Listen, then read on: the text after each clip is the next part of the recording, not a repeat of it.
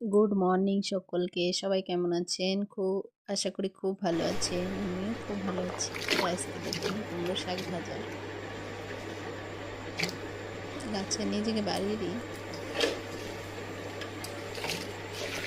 কুমড়ো শাকগুলো অনেক সুন্দর দেখতে, দেখুন পুরা জালি জালি আর তাজা।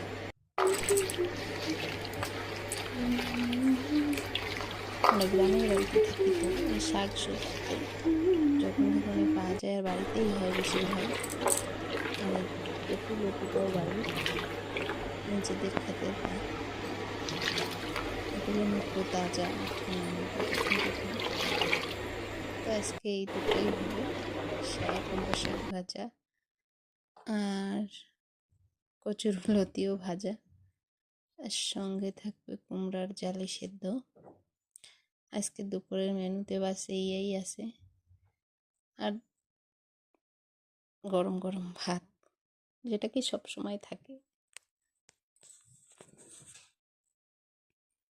আজকের ভিডিওটা এই তোমাদের, ধন্যবাদ।